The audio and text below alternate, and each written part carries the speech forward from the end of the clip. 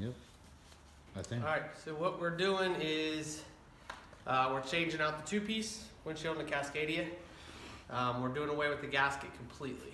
The problem with the Cascadia is the gasket likes to let loose from either the body when it corrodes or from the gasket due to when they inject the molds and everything. So Freightliner says to use heated glue. We're using heated glue.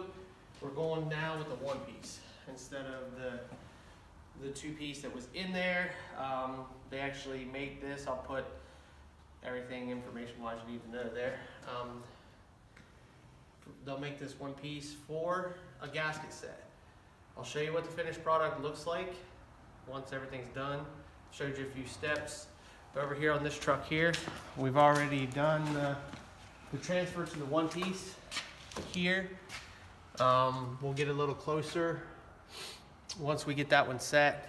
We've done 5 of these now, and it seems to be a better option. You don't have the leaks. There haven't been any stress cracks. Now, as far as looks wise, it does look a little different, but this is a better option instead of ruining the $8,500 computer that Freightliner wants to switch out. They're no longer doing the recall on these. They just give you a service bulletin on how to. Okay, so we have a Cascadia here. The gaskets were coming off from the body, which is pretty typical on these. So this is how we're going to remedy it. We've got that sand disc right there on a grinder. We're trying to take it down to about that so we can primer it. When we get further along, I'll show you what it's going to look like.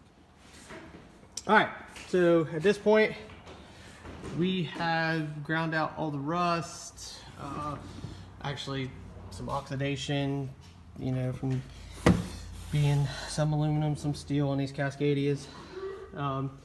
Next step is to activate and prime, and then we'll bring you back for that one.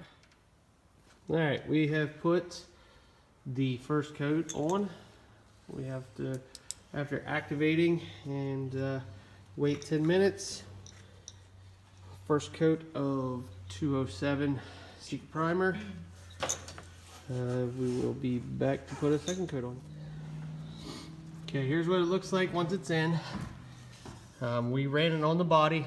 There's plenty of pinch weld. There's plenty of, you do have that gap there down the sides. You have about a thumb width gap.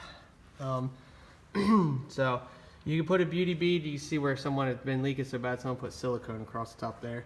You can put a beauty bead if you want. The windshield we use is a domestic windshield 2419. Down here on the bottom you can see we used a 3/16 and a 1/4 inch setting block.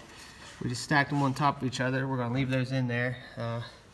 We used Ultra Fast 2 heated glue from Sika. It's what Freightliner recommends. So that's what we used. We followed all prep. We are actually Sika certified technicians, so it worked out good for us. So, yeah.